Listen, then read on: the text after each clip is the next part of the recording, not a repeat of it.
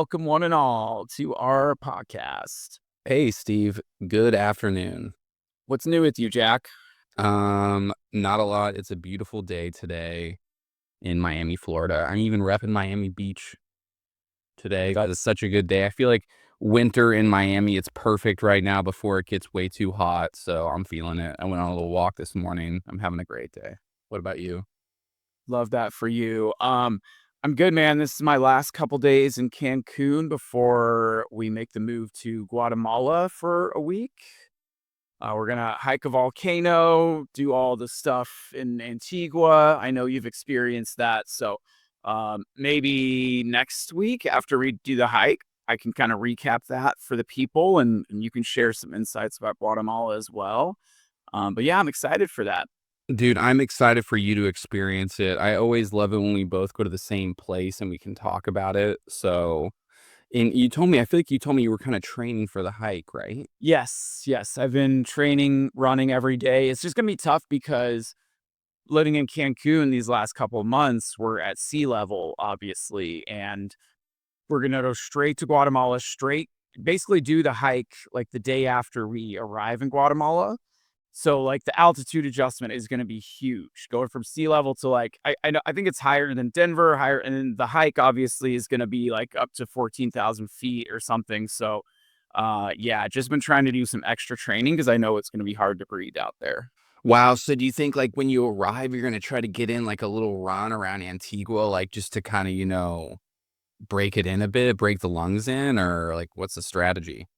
Nah, dude, we're doing a rest day, like, because we literally only have like half a day. We're gonna fly to Antigua and like we'll just be there half the day, and then the next morning we're doing the hike. So we're just gonna take it easy the one, half day we have there, and hopefully we won't die the next day. So All right. I feel like you'll be fine. I mean, you lived in Denver for a long time. Once you kind of feel that, like you always intrinsically got it, right?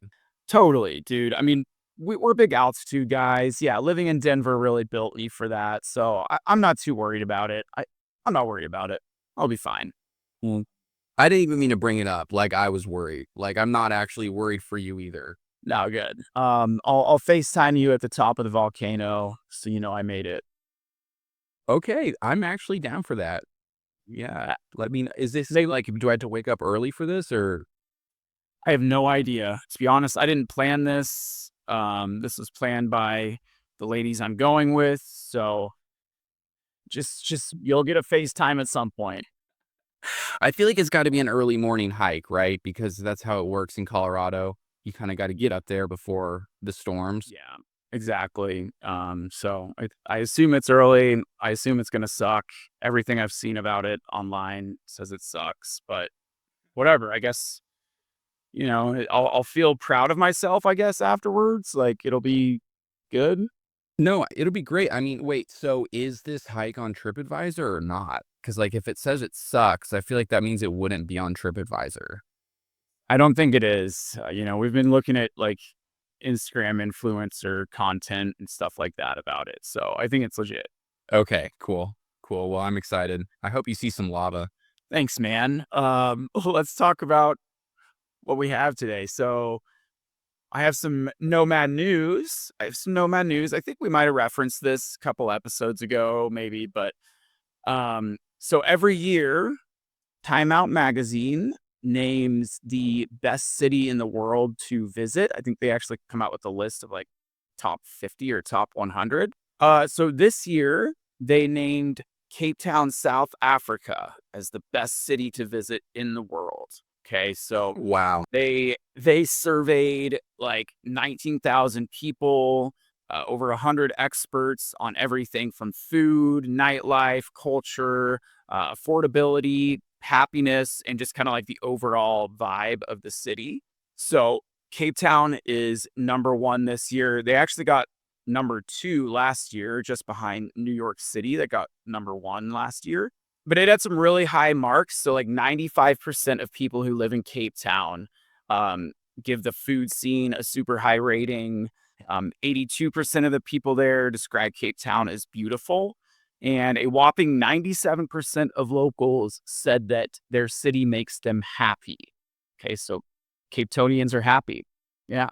Wow, that is a lot. Wait, so Do you agree with these ratings, Steve? Like, I mean, do these vibe with your experience? I do. I agree, and I I'm ready to talk about Cape Town. We have a whole location highlight that we'll do in just a moment. But yeah, I will just say this just to round out the Time Out magazine thing. So the only other African cities that made the list this year were Marrakech, Morocco at number 32. We've highlighted that one before. And then Lagos, Nigeria at number 41. Now, another thing that's cool about Cape Town, so another award they got. So at the end of 2024, Conde Nast Traveller, if you're familiar with that, they actually named Cape Town the best food city in the world, number one in the world. This happened right before I got there, so people were really excited about that. It beat out like number 2 was Milan, Italy, and then, like, Valencia and Tokyo, so it beat some really big food cities. I guess it's about the diversity that they have in South Africa, so, like, they blend African, Malay, Dutch, and Indian flavors. They also have really good seafood in Cape Town, so, yeah, that was shocking that they were named best food city, but yeah, we'll get into the location highlight now, and I'll just talk about my experience there. So I just got done living there for 3 months in Cape Town. Okay. I actually split my time, so I did 6 weeks in an area called Fish Hoek, a little bit out of the city center. It's on the coast, and then I did 6 weeks after that in the city center. So as far as Fish Hook goes, yes. Wait, Steve, so fish hook is like I see that spelled Hoek. Is that mean hook like an actual fish hook, or is that mean something else? Do they just decide to spell hook differently? I think it worked out that way. You know what I'm saying? Like they just kind of spell things slightly different, maybe? Yeah, it means corner, or like, like, okay, so in Afrikaans it means corner. So there were a lot of hooks. Like there were a bunch of towns and stuff that had that word in it. So I think it just kind of means, yeah, it can mean like an area. So they're just saying like this is the fish area. But it's kind of funny how it works out like a fish Okay. hook, like on a fishing pole. Yeah, deeper clever. Maybe that has something to do with it? Could be.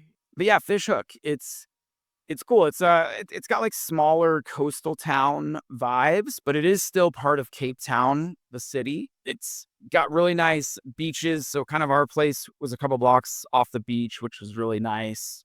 Just being able to walk there. There's lots of tidal pools in that area along the coast there. So it's like these natural pools kind of along the coast that, whenever the tide comes in, it fills this natural pool with water so people can go kind of hang out in these tidal pools. Okay. Also near the areas of Kalk Bay and Muizenberg, just some other little coastal, I call them towns, even though they are part of Cape Town, but they kind of do treat themselves as their own little individual towns. Is it like a suburb or like a small you know, It's like it's a its neighborhood. own area? Okay. Yeah, it's like a neighborhood, but it's pretty far outside the city center. Like to get to Fish Hook, you got to drive a good 30 minutes from the city center of Cape Town. But yeah, lots of water activities there, surfing, scuba. They're really into what they call surf skiing, which is like kind of like a paddle boat, kind of like a kayak type of thing. And Fish Hook is like they have all these nationally ranked like surf skiers, or internationally ranked, I should say. But yeah, they're really into that. Wait, what's this? Wait, can you explain the surf ski, Steve? Yeah, like, I didn't do it myself, but we did have some people try to describe it. I think you use it looks like a kayak and you got the paddle, and I think you use your feet as well somehow. I don't know, but it basically just looks like kayaking, and they do racing. It's not in the Olympics yet, but they do have like international competitions. So Fishhook's really well known for that. Okay, surf skiing. We might need to get a little video up for me and our viewers about this surf ski Yeah. situation Yeah, we'll here. we'll get something going. But yeah, after that, I lived in the city center, which was very lively, a lot nicer than I thought it would be. I thought it would be full of like homeless people and stuff, which, there were some obviously, but I'd say like Denver is worse as far as the homeless situation. So that was really cool. But yeah, I'd say it's one of my favorite cities I've ever lived in. It was on my bucket list for a long time to go there, so I'm really pumped that I was able to go. It definitely lived up to the expectations. Like, like the ratings said on the Time Out magazine thing, like it is super beautiful. And there's just so much to do. Like there, you can never be bored in Cape Town because there is so many different things that you can do. The beaches are awesome. Boulder's Beach is one of the most famous ones. It's known for its African penguin colony. So you go to this beach and there's just penguins all over it. Like anywhere that there's penguins, I think is instantly a cool place, right? I agree. I think penguins are so cool, and it's cool to see them when like there was no snow, right? It's just like penguins with no snow. Totally. Like it's totally warm. Like you're on the beach with your shirt off in your swim trunks, and there's penguins running around. It was awesome. Yeah. African penguins, like it's the only species of penguin there, and like they're like warm weather penguins. Like they don't hang out in Antarctica and shit like that. I mean, I don't blame them, honestly. I'd love to be a warm weather penguin. 100%. But yeah, these guys were cute. You could get up really close. You're not supposed to touch them, but you could if you really wanted to. It was awesome. Other things you can do there. Obviously, there's Table Mountain. We've talked about that. It's on like some fake list of world wonders, but Table Mountain has some awesome hiking. Overlooks the entire city. Like anywhere in Cape Town, you can see Table Mountain. It's just a stunning, it looks like a table, like it's a flat top mountain. You can do like paragliding off of it, hiking. But yeah, that's a really cool aspect. Other cool hikes just at origin Cape Town. You can go to the Cape of Good Hope, like the national preserve there. That's awesome. It's the most southwestern point of Africa, not the most southern point. That's like 3 hours away. It's kind of a common misconception, but it is the most southwestern point. Wait, wait, wait. We gotta break this southwestern point thing down though, because it's also not the most western point, right? Because that would be like Senegal or like Yeah, Morocco or something like, yeah, right? yeah. But it's the most southwestern point, you know? Like, I mean, there's a little bit of marketing there that's happening. Totally, dude. I mean, it's just a thing that they can say to get people to go there. There's a sign, and you take a picture with the sign that says most southwestern point on the African continent. But if you look at like how Africa is shaped, like there at the very bottom, like there's a couple little tips that stick out, and one is just more slightly south, and then yeah, the Cape of Good Hope is just a southwestern. Anyway, It's chill. I mean, I'm all for that. That's fine. I mean, if no one else is gonna claim it, you might as well. yeah, dude, totally. And I got the picture with it. It was cool. But yeah, Cape Town, obviously a very affordable city. You can get a lot of bang for your buck there. It's also home to some of the best wine in the world, right? So Oh, there. there's a nearby town, Stellenbosch, with these beautiful hills, beautiful like colonial architecture there. So I actually spent a few nights just kind of hanging out in Stellenbosch for the weekend, and it was absolutely beautiful, really good vibes, really good wine out there. Obviously, there's another town nearby called Franz Hook, another hook, and they have a wine tram. Okay, Jack, I think I told you about the wine tram. You sent me a pic of this. Yeah, so it's kind of like a hop on, hop off bus tour, but it's literally like on train tracks, and it just goes throughout the wine country, and you can just get off at different wineries, different vineyards, and go like sample their wine. And you can hang out there for an hour or whatever, and then like hop back on the train and like go to the next winery. And there's like 3 4 different routes you can take, but each route has 6 or 7 different wineries you can visit. So like that was a lot of fun. Like that was didn't feel like I was in Africa when I was doing. I just feel like when people picture Africa, they don't picture like these beautiful vineyards and drinking wine and being all fancy. Like it was awesome. Yeah, that sounds like a lot of fun. I mean, it feels like you need multiple days if you got like 6 or 7 wineries per path you can go. I mean, at least for me, I would need a couple days. Yeah, you could. I mean, if you wanted, we just did it for the one day and just did one of the routes. But if you really wanted to get crazy and spend like a whole week there, you could do that too. But yeah, I was just curious, like, what was kind of was there a signature wine or like type of varietal or something that they were kind of doing? Was it kind of normal or like maybe American varietals, American styles, or they have their own yeah, handle? yeah. So they have a very specific wine actually that they make there. So obviously they have um all the regular varieties, right, that you can get in the States and elsewhere, around the world. But what they're known for specifically to South Africa is Pinotage, which I really enjoyed. It's kind of like a cross between Pinot Noir and like a couple other grape varieties. It's a little bit smoky, I'd say, as far as wine goes, but I loved it. It's kind of hard to find in the United States. I did find it somewhere in the U.S. And the guy at the wine store was like, "I don't like this stuff, this Pinotage stuff." And I was like, "Yeah, well, you've never been to South Africa. Clearly, you don't get it." Okay, Pinotage. I mean, that sounds really like, upscale. It sounds a little French to me. Like it sounds extremely cool, honestly. It does. I mean, yeah, it sounds cool, so just say it and you'll look like you're a fancy guy who knows about wine. So Art said, are they saying like, come try my Pinotage? Like, was that kind of the angle there? Like, No, no, because each vineyard, I feel like each vineyard had its like specific signature thing, like maybe it was a Cab Sauv, maybe it was a Merlot, and they would kind of want you to try what they felt their best wine was, which wasn't always Pinotage, right? So, mm, yeah. okay, cool. And how far away was this from Cape Town again? You say? And This this you is did. probably like this is probably like an hour away. It's inland a little bit from Cape Town. Yeah. So we also visited Robben Island, which is where Nelson Mandela and other people of that era were jailed.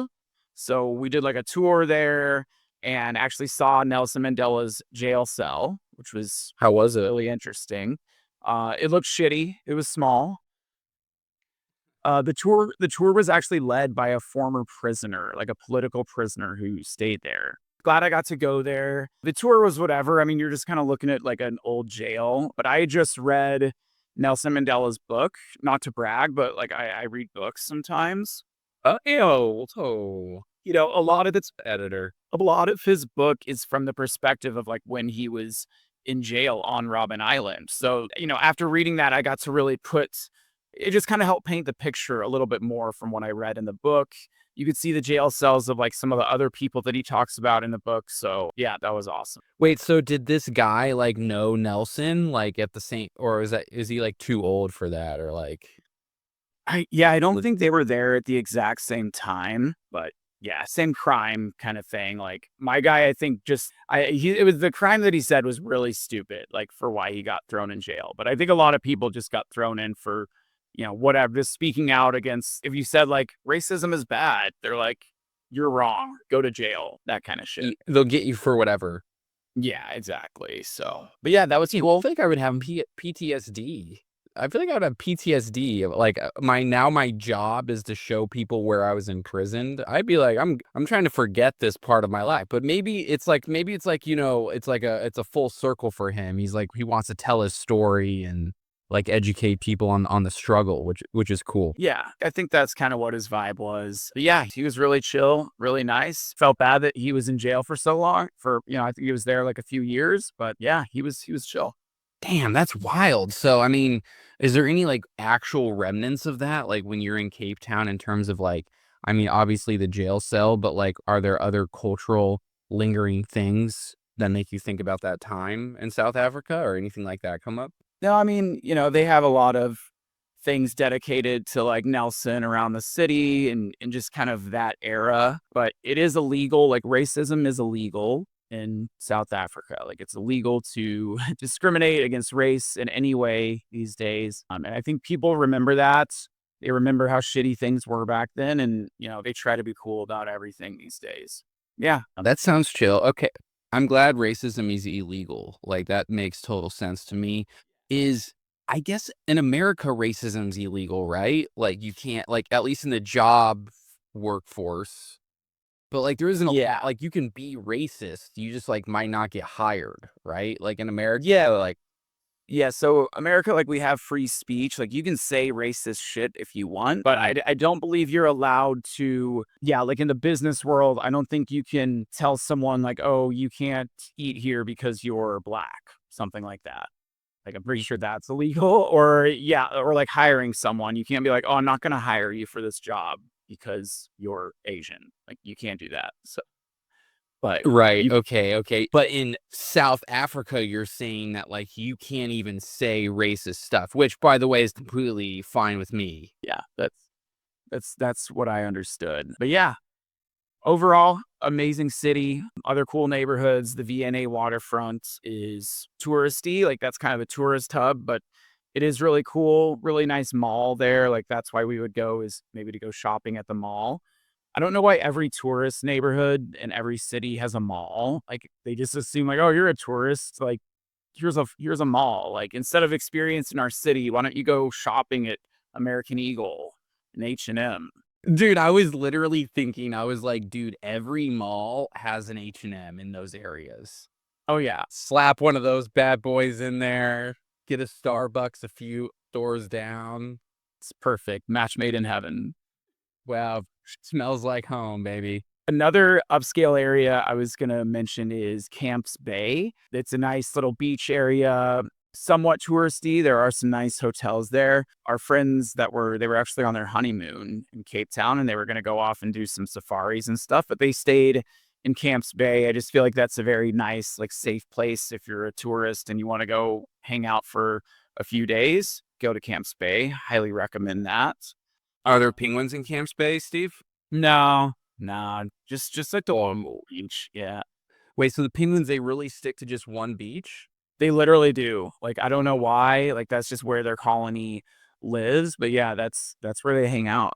Yeah, there's a lot of it's called Boulder's Beach because there's a lot of rocky stuff there, so I think they like to hang out in the rocks, and there's, like, a lot of vegetation there and things like that, so that's their home. And they seem like they're probably social creatures, like, you wanna live by your friends, like, as us as humans, I feel like we can relate to that. Oh, yeah, these penguins, they squad up, like, they were a fat squad, dude. That's what I miss the most about college, not to get into it, but, that's interesting. So what was the swimming like though, Steve? Like, is it cold? Like, can you just swim around? Is it, like, relaxing? Are the waves, like, gigantic? Are you gonna get eaten by a great white? Like, what's the situation? They did have a lot of great white sharks. They're known for that, but again, those are still only known to live in certain parts, kinda like the penguins. So, most beaches didn't have a bunch of great white sharks around them, so you were good. Some of the beaches even put up, like, nets, like, however many feet in, so, like, sharks can't get close to the beach, which is nice.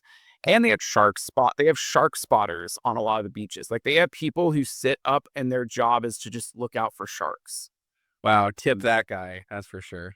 Yeah, so I never had an experience where I don't know what would happen if they blow a whistle or sound some kind of an alarm if they see a shark, but they do have a lot of shark spotters there, which is nice. The water was super cold. I mean, we were there in December, and, like, we're pretty damn close to Antarctica and all those cold ass waters. So, but I think in the summertime it gets a little bit better, but yeah, it was pretty damn cold, and the waves are pretty big. Not on every beach, but definitely there are some surf. I mean, I can only imagine my reaction if I'm swimming in the water and some guy is, like, giving me, like, the shark fin, like, from the shore. He's like, "Go like this," like, "It's not a baby shark, bro. This is a big ass shark. Get the fuck out." Like, I would freak out. Yeah, yeah, but it seems fine. There's people everywhere in the beach. There's little kids swimming around out there. I think they do a decent job of not letting people get eaten by sharks. So, Yeah, yeah, that's true. Hopefully nothing goes, but the net is interesting though, right? Because in my opinion, in my unprofessional opinion, like these sharks can just, eat you. Like they just can come up and just take a bite out of your entire body and just like completely destroy you. But somehow they're going to get stopped by a net. I mean, it's a shark-proof net, it's bite-proof. Like, I think they thought of that, right? Well, I'd have to, I mean, obviously must work. Yeah, I don't know, man. I mean, it could be like a tough net that's made out of like some metal fibers or something. We'll have to look that one up, but yeah. I hope, I mean, they probably tested it, right? Like they probably like put a net up and like put a shark inside and see if the shark could get out. Yeah, dude, for sure they did. And, they put like some cheese on there. Or do sharks like to eat cheese? Like a mouse? Probably. Or blood. They like to eat like blood or something. So they probably just like covered the net in blood and like watch the shark go crazy on it. And they're like, okay, this one's good. Wow, that's honestly wild. I mean, imagine you're swimming, right? And like you're underwater, you're swimming, you like look to the left and there's a net and like there's this shark that's like gnawing at the net trying to get through. And you're just like, oh, they tested it. And we're totally fine here. Yeah. He's not getting past that net. That's Would you taunt? Would you taunt the shark? Like you're so confident in this net that you're like, can't get me. Like, oh, I know. your teeth aren't even that big. I know I'd be so calm and be like, you know what? I think I need to pee right now. And just like pee in front of it. Like, Yeah, pee on the shark. Yeah, that's how you establish dominance right there. yeah, we are in charge here. We're peeing on you. We're letting the penguins on the beach, but we're not letting you on the beach. All I right, imagine now sharks must eat penguins, right? If I was a shark, I'd eat penguins. they eat a lot of seals. There's a place called Seal Island, and it's like covered in seals. Okay, off the coast of Cape Town, and that's where the great whites hang out because they just munch on these seals. Like, and it's kind of seasonal. Like I think the sharks migrate, so they're not there all the time, but like they will go there during some part of their migration and just house seals. I stayed away It's from that. that wild, dude. Yeah, that's crazy. Now, do you remember this? Because I did like a tour in Peru where they had like a seal island where it's like you like pulling up to the seal island and like in the distance you kind of start to hear the noise and you get up close and it's just like this smelly like that's like yelling and smell and these sea lions are arfing everywhere. I just imagine that's what the great whites are like. Oh yeah, baby, McDonald's is open. Yeah, Like, they like that. It smells like shit to us, but the great whites, they just smell like a hamburger. So, damn. Now, what do you think they need to put up some shark nets around like the seals? What they need to do is they need to figure out how to move the shark nets to their island. You know what I'm yeah, saying? yeah, I think they're too fucking stupid. I like hate seals now. I had like a seal experience. Um, I don't want to get into it now, but it was in a different African country, and like I just again, it was kind of like what you described, where there's a ton of seals and they just smell like shit. It was like one of the worst smells I've ever experienced. So I like am not a fan of seals anymore. They can all get eaten by sharks. I don't give a shit. And they're kind of loud, right? Like, Yeah, they're annoying. Yeah, they'll bite humans apparently if you get close. Like they'll hurt you. So yeah, fuck seals. it would just suck ass to get eaten or like attacked by a seal because I just feel like you're on land. They're like this blubber thing. It's like they're like a gigantic worm and they got you. You know what I'm saying? Like they got to you, bro. You have two legs. You can run away. Steve runs a 4:30 mile and they got to you. Are you kidding me? Yeah, they can be pretty big too. So watch out for seals. Yeah. Okay. Yeah. So I think okay, but I think I'd rather if I'm swimming in the water, I'd be down to see a penguin. I'd be down to see a seal. But if I see a great white, I feel like we fucked. Yeah, Yeah. you will be. Yeah, but yeah, seals underwater aren't scary. I think it's when they're on land that they'll like just run up and like fine, they'll bite you and shit on limbs. Yeah, that's kind of asshole-ish. Now, did you ever talk or see anyone do the great white, like the cage dive thing? Because that's a thing, right? Like, Yeah, we didn't talk to anyone who's done it, but we looked into doing it. I think the weather ended up being bad, so we didn't go. But yeah, they say it's safe. They say it's a good experience. You just get in a cage. they're no longer allowed to throw like chum in the water to attract the sharks. So I think it's like you're not guaranteed to even see one anymore. So that's kind of the risky part of doing the shark diving, the cage diving. Why do you think they had to stop chumming the waters? It disturbs the ecosystem, and like it's the same reason you're not supposed to feed any wild animal, right? Because then they start to rely on that, right? Like they can't fend for themselves. Like they're just used to being fed by humans, so then they can't fend for themselves. Then if humans ever stop feeding them, then they go hungry, and that's bad. Like you're kind of disrupting nature. Yeah, I mean, I get that. I find it hard to believe that a gray white is gonna be unable to fend for itself, but you know what I'm saying? Like, I understand. Yeah. Like, I understand where we're going. Now I want to talk about Cape Town's feelings towards nomads real quick. Okay, so Oh, while okay. while I was living there, they dropped an article from a local publication that a lot of the local Cape Townians read. It's called the Daily Maverick. And a lot of people are blaming like high housing prices in Cape Town on digital nomads, just like us. We go in there with our foreign salaries and we're like, renting these high priced, vacation rentals or short term rentals. And we're like pricing out a lot of the locals. So a lot of people were kind of Mhm. mad at nomads there actually. But then like, city officials were like, you guys are wrong. Like nomads come and they spend so much money here. Like that's good for our economy. And they're also saying that it's not Right. necessarily nomads that are creating the housing problem. Like it's wealthy, like international investors and like some other factors that are driving the housing prices up. But really, it's just kind of like locals use nomads as a scapegoat for, like it's just like an easy buzzword. They're like, oh, it's those damn digital nomads. But like really, it's not necessarily our fault. But that's just what people like to blame it on.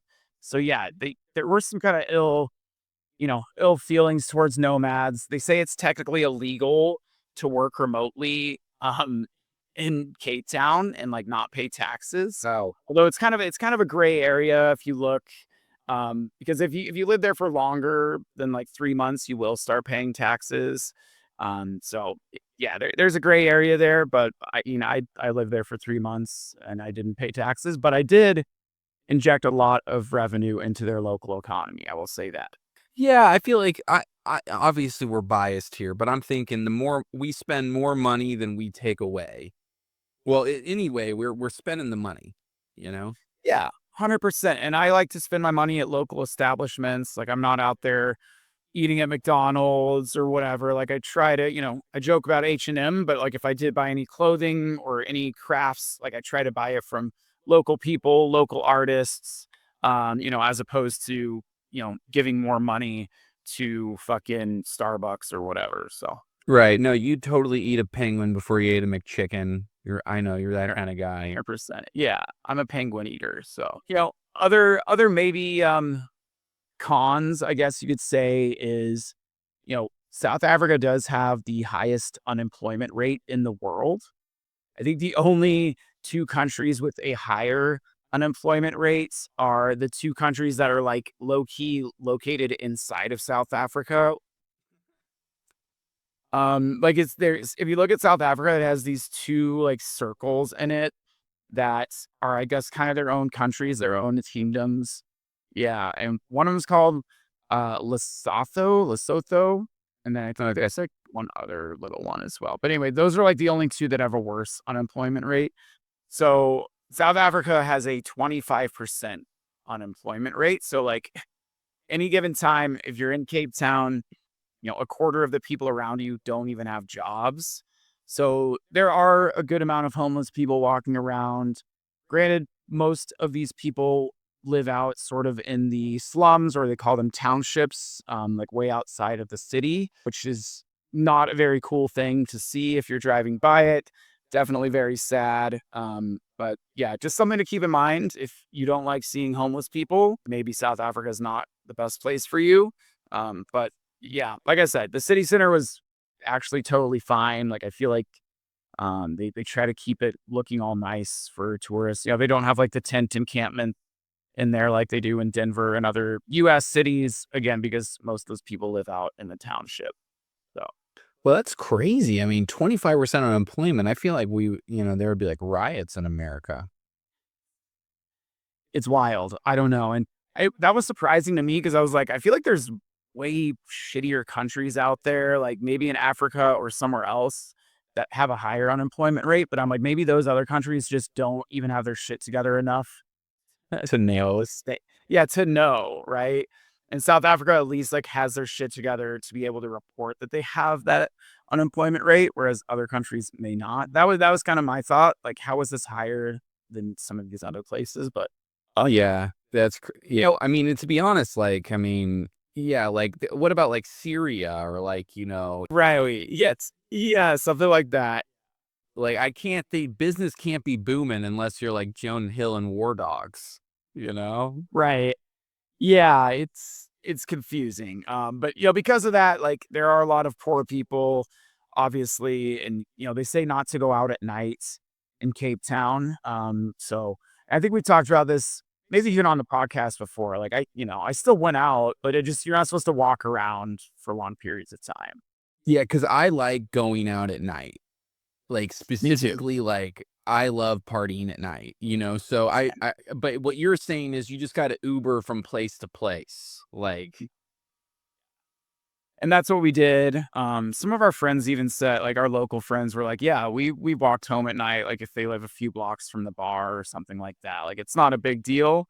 But there's just a lot of poor people who are desperate, and the sentiment is like people don't even want to hurt you, but like they're just like they need to eat food, so like they have to rob you. Like it's like not like they're just out there just trying to like stab you for no reason or whatever. But yeah, it is a problem. So just be smart and be safe, and you'll be fine. You gotta respect that, you know what I'm saying? I mean, if that crazy amount of unemployment, like, I'd be doing some shit too, like, tell ya. Like, Respect the hustle. Yeah. yeah, yeah. So, no offense taken, honestly.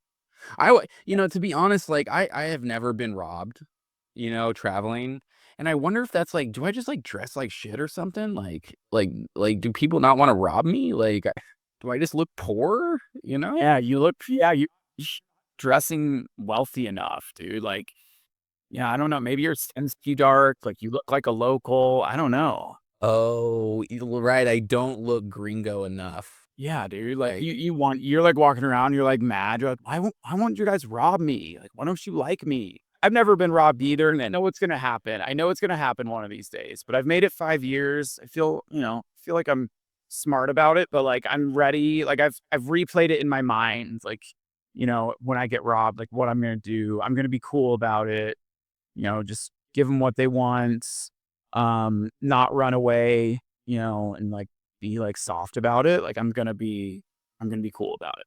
yeah, you're gonna be like, "Yeah, hey, by the way, like, if you need some of my banking passwords, here's my girlfriend's number, you can text her."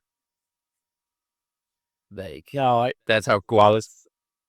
no, there's like a Reddit post or something about how this girl broke up with her boyfriend because he like ran away when they were getting robbed and just like left her to like fight off the bad guy herself. Or like I guess they were with her brother also, and her brother like beat up the bad guy, but like the boyfriend like ran away and she broke up with him after that. She's like, I can't be with a guy who won't defend me when we're getting robbed. He just runs off. So I've thought about that. I'm like, I will stay put and like I'm not gonna ditch my girlfriend in that situation. Well, is the right move, like, maybe running was the right move, and, like, the girlfriend or maybe he should have communicated, "Hey, we're gonna run to get there." Yeah. But that's yeah, I will. Look either way. Yeah, exactly. And they used to call you Speedy Steve, so there's no way that, you'd probably, like, run faster than Alita, no offense, Alita, you know what I'm saying? But, like, that could also be problematic if you guys both decided to run. That's my thought. Yeah. If I was with her, I won't run. We'll give him the stuff, do whatever we gotta do. But if I'm by myself, I am running because I do believe I can outrun any dumbass robber guy. Unless he has a gun. I Right. guess you can't outrun a gun, so that would be a problem. But if he has a knife, One's got a zigzag like it's a gator, you know? right, like running from an alligator. Yeah, yeah. Confuse him. Yeah. Dude, that is wild though. I mean, and this is why I didn't even want to I didn't want to make this joke, but I couldn't help myself is like, I agree with you. Like, I'm going to get robbed one day. Like, it's going to happen. It's like the birds and the bees, that kind of thing. Like, you're going to get robbed.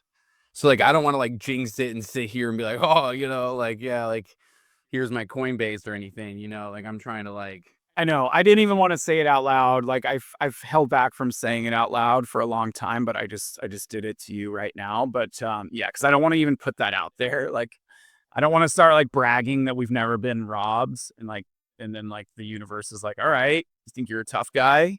You think you don't look like you're rich?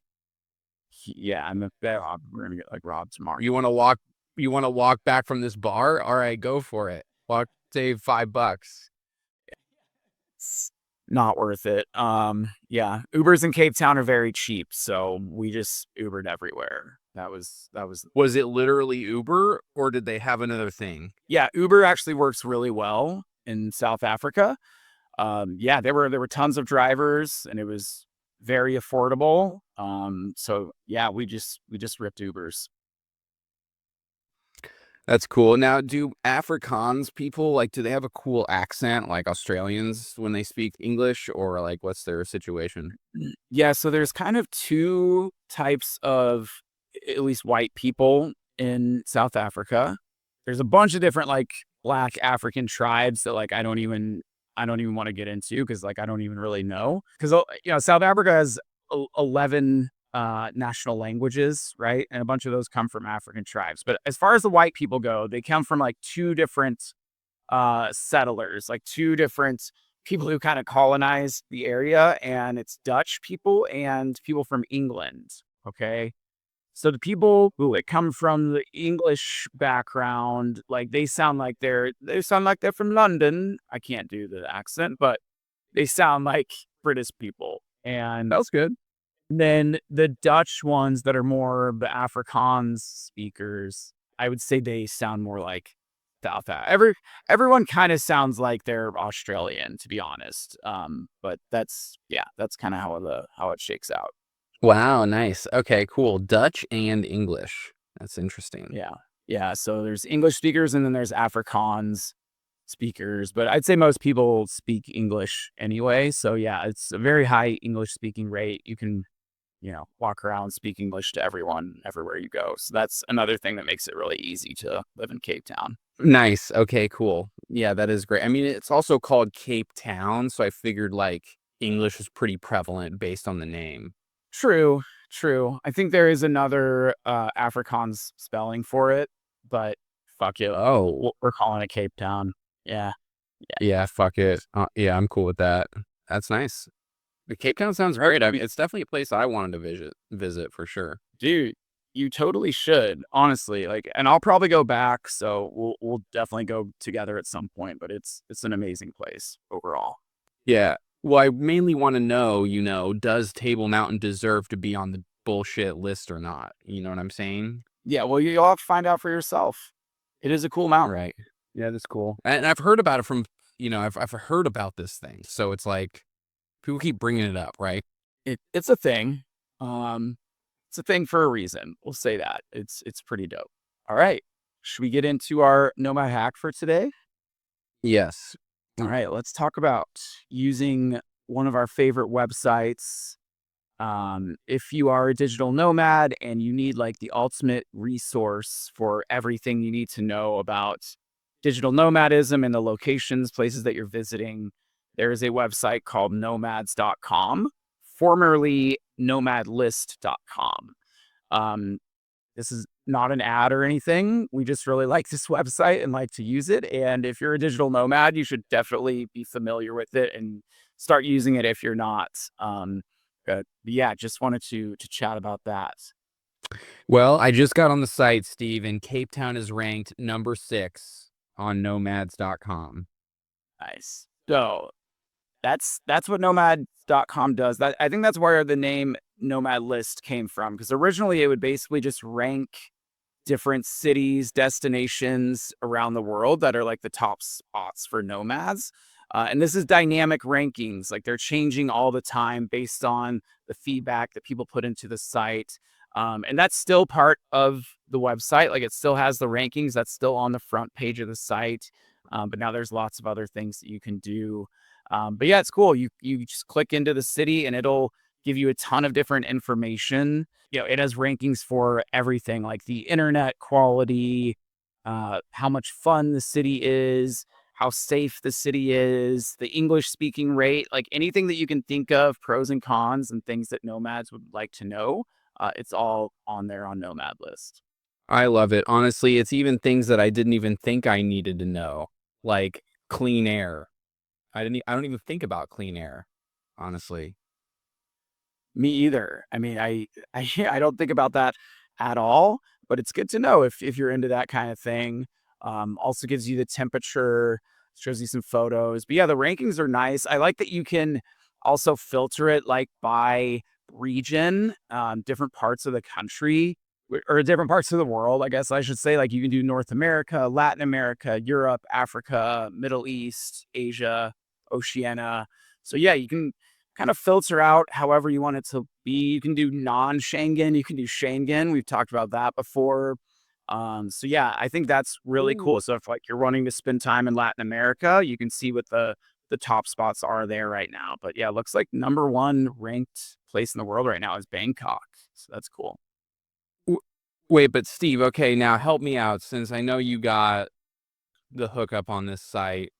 I see this category, but it won't let me filter. It is sort by solo mad. I wanna know as a solo mad, what's my top city? Oh, okay. How do I do that even? Okay, so look on the grid view, it says sort by on the right above the list. Oh yeah. Solo mad Solo map. tour. Yes. So the reason you can't see that, Jack, is I think you don't have a membership for this site, do you? Wait, wait, Steve, I can. It did work for me, but I really don't like these options. Like, is this right? I don't know. I don't know what solo mad is like. Is that just means you're by yourself? I'm confused. That's what I was thinking. Like, you go to the city by yourself, but the top 3, I mean, I would put these at the bottom 3, to be honest with you. We got Moscow, Tehran, and Baghdad. Like, what does this mean? If you're a solo man, just go kill yourself? Like, what is it? What are they trying to say? Like, I don't know, dude. And honestly, I'm not even getting those same results. Like I have Andorra, Slovenia, and Romania cities. Anyway, I still don't get it. It's yeah, like you know what? This can't be right. I don't know what that is. But whatever. But I will say on the memberships, I think I paid a $50 fee for a lifetime membership. Like they don't have monthly or anything like that. But it just gives you more access to everything on the site. I think some of it's locked. You can see most of it without a membership, but I was like, this seems fun. I just paid it one time like 5 years ago. It gives me access to everything. A cool feature that I like to use is you can kind of set up your profile and talk about all the places or like enter all the places that you've been, all the places that you're going, and it'll create this really cool like interactive map. It shows you all the places that you've been and it highlights them around the globe, which is really nice. You can also set meetups and like see where other nomads are living. So I've actually done some of the meetups that people will host in different cities just through this website. They'll just put it on the site, like we're having a meetup at this bar at this time. And I've gone that and gone there and hung out with some other nomads while I'm in different cities, which is really cool as well. Now, Steve, when you go to these meetups, right, and you walk into this public space, is it obvious who's a nomad and who's not? Or have you gone up to someone and be like, hey, man, like, you're nomading too? And the guy's like, no, dude, I live here or something, you know? Like, or is it obvious? Yeah, I feel like it was obvious. Oh, yeah. At least we've gotten lucky. But like I remember walking in and being like, shit, who is it? And I think we just like kind of scanned the room. And I think you can see the person who set it up and like kind of see their profile and their picture. So we're like, okay, this is like at least a female with like this color hair or whatever. And we're like, maybe it's that person sitting over there. And we'll just try to find them. But yeah, so far we've found it every single time. That's a good idea. So have you found that that was like a good feature? Like, Yeah, it was cool. We've thought about, like, hosting one ourselves sometime, but we just haven't really gotten around to it yet. But I think that would be a fun thing to do as well. If you want to just meet people, you can host your own meetup. oh my God, they're doing that, Steve. Yeah, Oh my, we definitely we're should. doing. That would be awesome. Oh my God, yes. But yeah, the site has a ton of features. I don't even use a lot of them, but like they got stuff on airlines, neighborhoods. Like it'll even tell you the neighborhoods that you should live in different places, co-working stuff.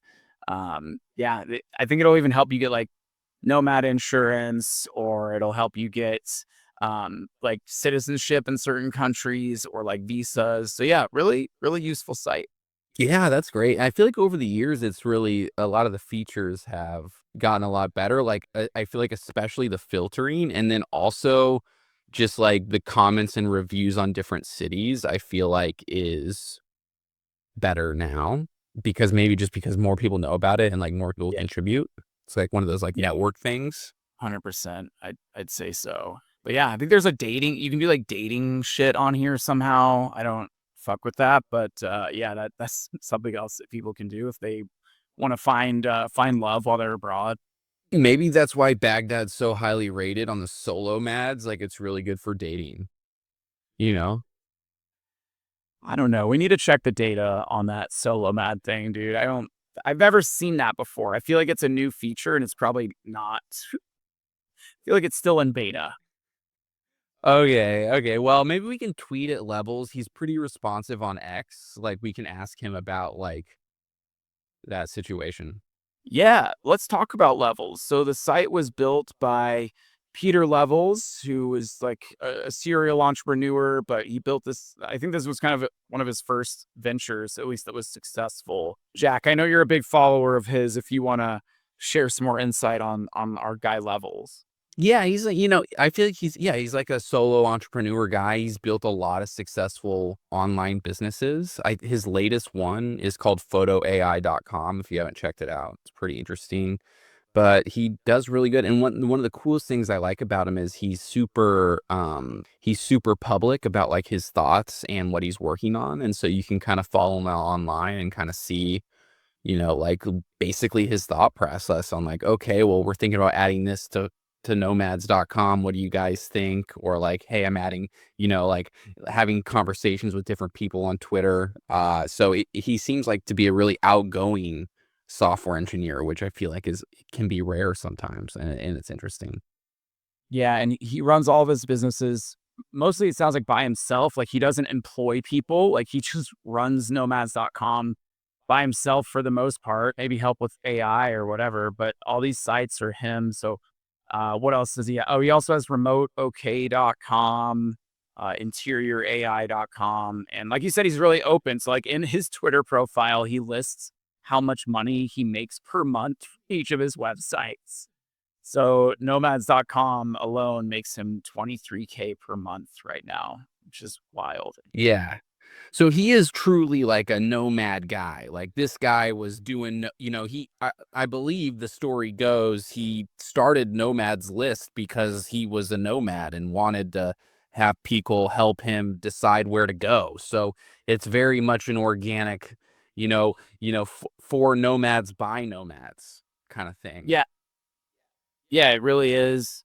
I mean, if you look at his profile picture on X, it's him like working on his computer in his underwear. So that's as nomad as you get right there. Yeah, and wow, crazy. Photo AI is most profitable one. $124,000 a month. Wow, pretty good. It's a lot of money to make in a month. But yeah, he is awesome on Twitter. He like responds to everyone that who tweets at him. Like he's not, even though he has fucking 600K followers, like he doesn't act like he's some big celebrity, big shot. He's like too good to respond to people. Like he just has conversations with people, normal people all the time, which is cool. Yeah, one day we're gonna have him as a guest on the pod and kind of break down this a little bit more, Steve? Yeah. Yes, we will. That's later down the road. We'll get a few more listeners first, and then we'll get Peter on there. But yeah, overall, nomads.com. I use it all the time, like, just to get ideas, like, again, some of the data, like, maybe a little bit skewed, like, whatever, like, just, but it changes all the time, right? I mean, every time I go on here, I feel like the rankings are a little bit different. But like I like to just look if I'm like, okay, I need to kill some time in Europe or Latin America. I like to just get some ideas. Like right now, the capital of Paraguay or however you say it is number 7 in the world. Like I would never even think to go to Paraguay. So it just kind of opens your mind up and helps you find some ideas. Yeah, I totally agree. Like sometimes it's a great way to kind of think, okay, if I'm looking in this part of the world, what are some places that other people have gone? And that can kind of help you figure out your plan. Yeah, and, sometimes I wish I would listen to it a little bit more, like, it ranked, Kenya pretty low on here, but I was like, "Ah, fuck this site, it doesn't know anything," and then I went and I was like, "Yeah, this probably isn't a great place for nomads to live," at least the city of Nairobi that I lived in.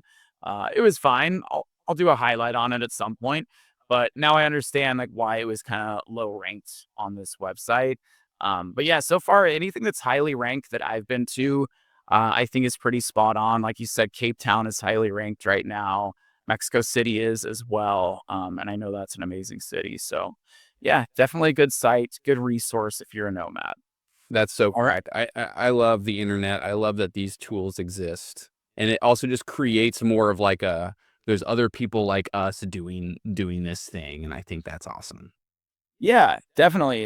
It gives you a sense of community. Like yeah, you go on here and you see that there's other people doing the same shit as you. Like sometimes when I'm in these places, I'm like, are there any other nomads here? Like, what am I doing here? But then you go on here and it'll literally tell you how many nomads are there at that time. So yeah, doesn't make you feel very alone. It's pretty cool. That's right. All you need is Airbnb, WhatsApp, and nomads.com, baby. And a job, hopefully. Yeah, that's okay. Yeah, Some other do. stuff. Yeah. But yeah, no, you're right. Yeah. Yeah, you're right. Okay. Um, mm, well, it looks like we're running out of time here today, Jack. But anything else we gotta say? No, I thought it was great listening to you about South Africa. I honestly thought the coolest part in the most respectful way possible was about that you got a tour from the guy who was also in prison there. I think that's just crazy to me. So I thought that was It interesting. was it was crazy. I got a picture with him. He like said it. Anyone that wants to get a picture with me, come on up. He did not smile, so take that for what it's worth. But I'll be sure to share the picture on here as well. Are you cheesing? Is it like you like this? So yeah, I mean, she's like hard. Oh yeah, yeah, and he's just like whatever.